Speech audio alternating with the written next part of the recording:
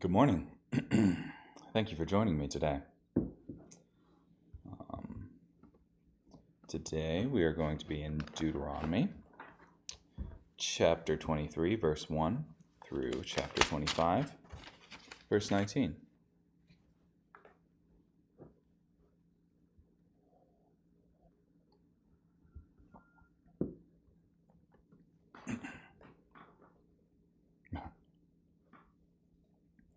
A man with crushed or severed genitals may not enter the assembly of the Lord.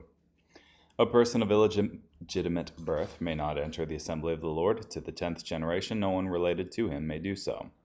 An Ammonite or Moabite may not enter the assembly of the Lord. To the 10th generation, none of their descendants shall ever do so.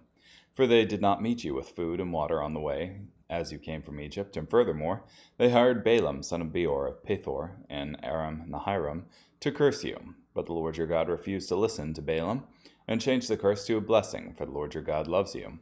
You must not seek peace and prosperity for them through all the ages to come. You must not hate an Edomite, for he is your relative. You must not hate an Egyptian, for you lived as a foreigner in his land.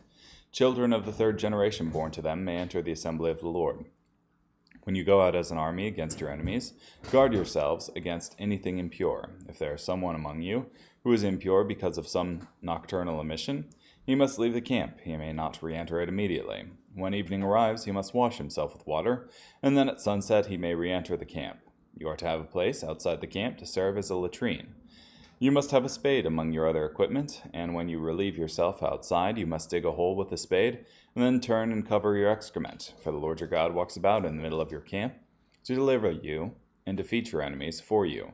Therefore your camp should be holy, so that he does not see anything indecent among you, and turn away from you. You must not return an escaped slave to his master when he has run away to you. Indeed, he may live among you in any place he chooses, in whichever of your villages he prefers. You must not oppress him. There must never be a sacred prostitute among the young women of Israel, nor a sacred male prostitute among the young men of Israel.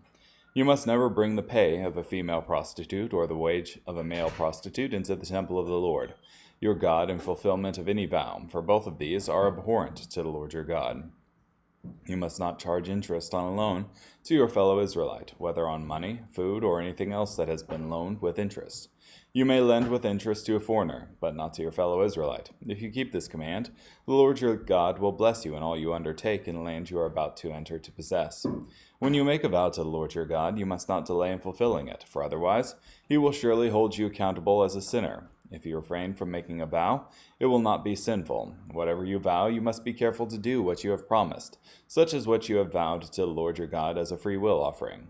When you enter the vineyard of your neighbor, you may eat as many grapes as you please, but you must not take away any in a container. When you go into the ripe grain fields of your neighbor, you may pluck off the kernels with your hand, but you must not use a sickle on your neighbor's ripe grain. If a man marries a woman and she does not please him because he has found something offensive in her, then he may draw up a divorce document, give it to her, and evict her from his house. When she has left him, she may go and become someone else's wife. If the second husband rejects her and then divorces her, gives her the papers, and evicts her from his house, or if the second husband who marries her dies, her first husband who divorced her is not permitted to remarry her after she has become ritually impure, for that is offensive to the Lord. You must not bring guilt on the land which the Lord your God is giving you as an inheritance. When a man is newly married, he need not go into the army, nor be obligated in any way. He must be free to stay at home for a full year and bring joy to the wife he has married. One must not take either lower or upper millstones as security on a loan, for that is like taking a life itself as security. If a man is found kidnapping a person from among his fellow Israelites and regards him as mere property and sells him, that kidnapper must die. In this way you will purge evil from among you. Be careful during an outbreak of leprosy to follow precisely all the Levitical priests instruct you, as I have commanded them, so you should do. Remember what the Lord your God did to Miriam along the way after you left Egypt. When you make any kind of loan to your neighbor, you may not go into his house to claim what he is offering as security. You must stand outside, and the person to whom you are making the loan will bring out to you what he is offering as security. If the person is poor, you may not use what he gives you as security for covering. You must by all means return to him at sunset the item he gave you as security, so that he may sleep in his outer garment and bless you for it. It will be considered a just deed by the Lord your God. You must not oppress a lowly and poor servant, whether one from among your fellow Israelites or from the resident foreigners who are living in your land and villages. You must pay his wages that very day before the sun sets, for he is poor and his life depends on it. Otherwise he will cry out to the Lord against you, and you will be guilty of sin. Fathers must not be put to death for what their children do, nor children for what their fathers do. Each must be put to death for his own sin. You must not pervert justice due to a resident foreigner or an orphan, or take a widow's garment as security for a loan. Remember that you were slaves in Egypt, and that the Lord your God redeemed you from there. Therefore I am commanding you to do all this. Whenever you reap your harvest in your field, and leave some unraked grain there, you must not return to get it. It should go to the resident foreigner, orphan, and widow, so that the Lord your God may bless all the work you do. When you beat your olive tree, you must not repeat the procedure. The remaining olives belong to the resident foreigner, orphan, and widow. When you gather the grapes of your vineyard, you must not do so a second time. They should go to the resident foreigner, orphan, and widow. Remember that you were slaves in the land of Egypt. Therefore, I am commanding you to do all this. If controversy arises between people, they should go to court for judgment. When the judge hears the case, they shall exonerate the innocent, but condemn the guilty. Then if the guilty person is sentenced to a beating, the judge shall force him to lie down and be beaten in his presence with a number of blows his wicked behavior deserves. The judge may sentence him to 40 blows, but no more. If he is struck with more than these, you might view your fellow Israelite with contempt. You must not muzzle your ox when it is treading grain. If brothers live together and one of them dies without having a son, the dead man's wife must not remarry someone outside the family. Instead, her late husband's brother must go to her, marry her, and perform the duty of a brother-in-law. Then the first son she bears will continue the name of the dead brother, thus preventing his name from being blotted out of Israel. But if the man does not want to marry his brother's widow, then she must go to the elders at the town gate and say, "My husband's brother refuses to preserve his brother's name in Israel. He is unwilling to perform the duty of a brother-in-law to me." And then the elders of his city must summon him and speak to him. If he persists, saying, "I don't want to marry her," then his sister-in-law must approach him in view of the elders, remove his sandal from his foot, and spit in his face. She will then respond, "Thus may it be done to any man who does not maintain his brother's family line." His family name will be referred to in Israel as the family of those whose sandals were removed. If two men get into a hand-to-hand fight, and the wife of one of them gets involved to help her husband against his attacker, and she reaches out her hand and grabs his genitals, then you must cut off her hand. Do not pity her. You must not have in your bag different stone weights, a heavy and light one. You must not have in your house different measuring containers, a large and a small one. You must have an accurate and correct stone weight, and an accurate and correct measuring container, so that your life may be extended in the land the Lord your God is about to give you.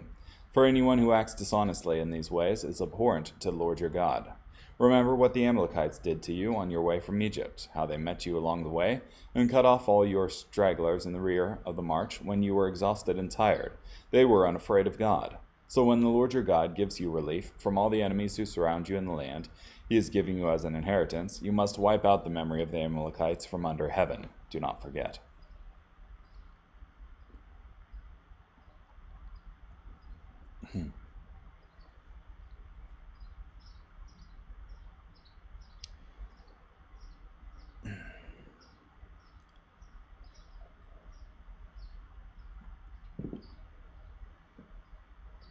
So, Deuteronomy 25:13 through 16. You must not have in your bag different stone weights, a heavy and a light one. You must not have in your house different measuring containers, a large and a small one. And ensure that they're consistent is directly related to trade, and not so much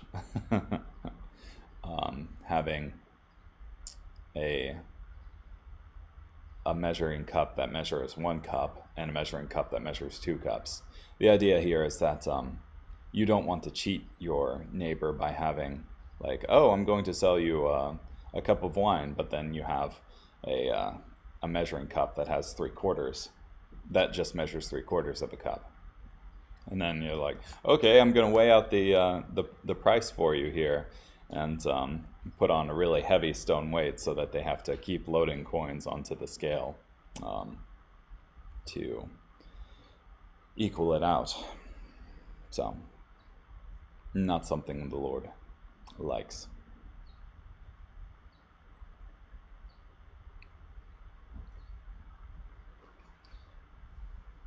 Yeah, and considering the first verse we read about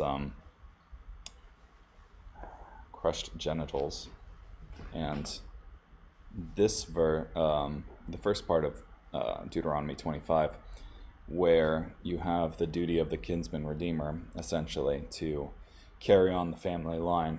It was a big deal for a man's procreative power to be destroyed. So, thus why you have this fairly extreme punishment in Deuteronomy 25, 11, and 12. So.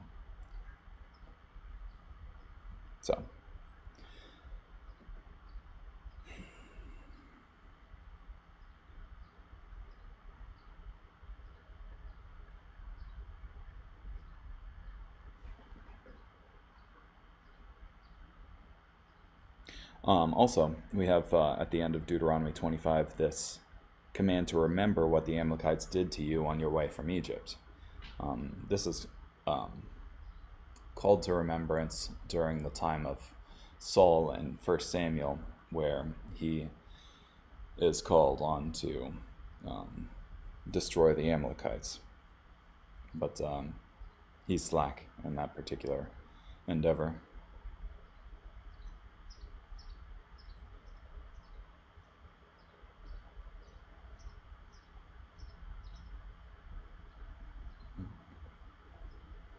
Oh, yeah.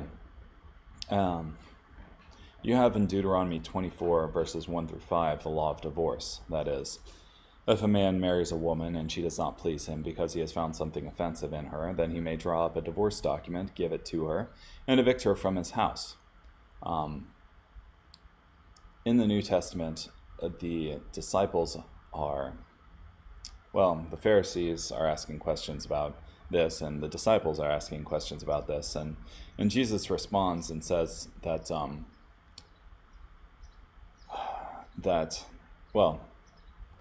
somebody asks, why then did Moses say that we could give our wives a certificate of divorce? And Jesus said that it was because of your hardness of hearts, but from the beginning it was not this way. Indicating to me that sometimes in the Old Testament, in the Old Covenant law, you get there eventually, God makes allowances to cope with us, to cope with our sinful state. Like, this isn't the ideal to have divorce, but because of the fallen state of the world, it was necessary to have a means for a man to divorce his wife. But, yeah. The idea being that, again, that the Old Covenant law isn't the law for all time. And indeed, not even one that measures up to God's perfect standard. So, carrying on, Luke chapter 10, verses 13 through 37. Woe to you, Chorazin! Woe to you, Bethsaida! For if the miracles done in you had been done in Tyre and Sidon, they would have repented long ago, sitting in sackcloth and ashes. But it will be more bearable for Tyre and Sidon in the judgment than for you. And you, Capernaum, will you be exalted to heaven? No, you will be thrown down to Hades. The one who listens to you listens to me, and the one who rejects you rejects me, and the one who rejects me rejects the one who sent me. Then the 72 returned with joy, saying, Lord, even the demons submit to us in your name. So he said to them, I saw Satan fall like lightning from heaven. Look, I have given you authority to tread on snakes and scorpions, and on the full force of the enemy, and nothing will hurt you. Nevertheless, do not rejoice that the spirits submit to you, but rejoice that your names stand written in heaven." On the same occasion, Jesus rejoiced in the Holy Spirit and said, "I praise you, Father, Lord of heaven and earth, because you have hidden these things from the wise and intelligent and revealed them to little children. Yes, Father, for this was your gracious will. All things have been given to me by my Father. No one knows who the Son is except the Father, or who the Father is except the Son, and anyone to whom the Son decides to reveal him." Then Jesus turned to his disciples and said privately, "Blessed are the eyes that see what you see. For I tell you that many prophets and kings longed to see what you see, but did not see it, and to hear what you hear, but did not hear it." Now an expert in religious law stood up to test Jesus, saying, "Teacher, what must I do to inherit eternal life?" He said to him, "What is written in the law? How do you understand it?" The expert answered, "Love the Lord your God with all your heart, and with all your soul, and with all your strength, and with all your mind, and love your neighbor as yourself." Jesus said to him, "You have answered correctly. Do this, and you will live." But the expert, wanting to justify himself, said to Jesus, "And who is my neighbor?" Jesus replied, "A man was going down from Jerusalem to Jericho, and fell into the hands of robbers, who stripped him, beat him up, and went off, leaving him half dead. Now, by chance, a priest was going down that road, but when he saw the injured man, he passed by on the other side.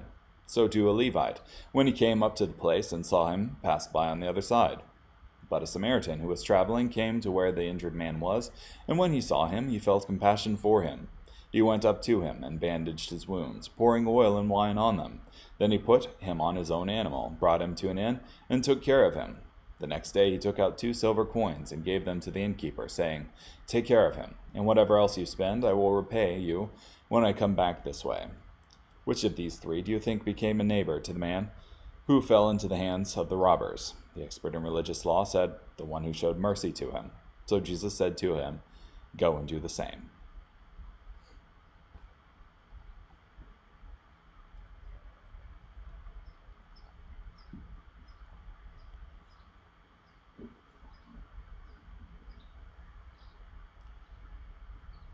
So, Jesus sends out these 72 disciples out into the surrounding towns and villages, and some accept them and some reject them. Those who've rejected them, God names specifically Chorazin and Bethsaida, because if the miracles that had been done in them were done in Tyre and Sidon, they would have repented long ago. Also Capernaum.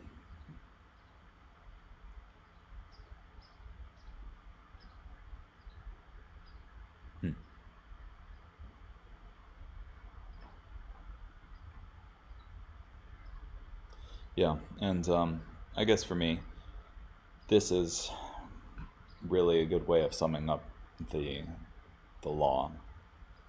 In 10:27, love the Lord your God with all your heart, with all your soul, and with all your strength, and with all your mind, and love your neighbor as yourself. If you love God, you want to do what pleases him. And if you love your neighbor, you want to do what pleases your neighbor. And then if you love your neighbor, you won't steal from him and covet what he has and injure him, but you'll do what's best for him. So I really do think that this sums up the law very well. Okay, continuing on. Psalm chapter 75, verses 1 through 10. We give thanks to you, O God. We give thanks. You reveal your presence. People tell about your amazing deeds. God says, at the appointed times I judge fairly. When the earth and all its inhabitants dissolve in fear, I make its pillars secure. Selah. I say to the proud, do not be proud, and to the wicked, do not be so confident of victory.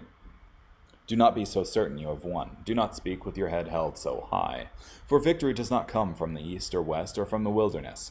For God is the judge. He brings one down and exalts another. For the Lord holds in his hand a cup full of foaming wine mixed with spices, and pours it out.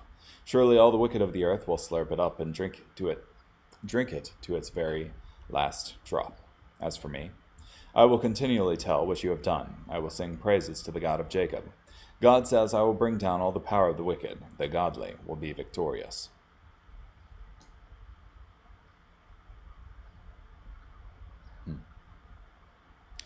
when everything's falling apart, we can still trust in God.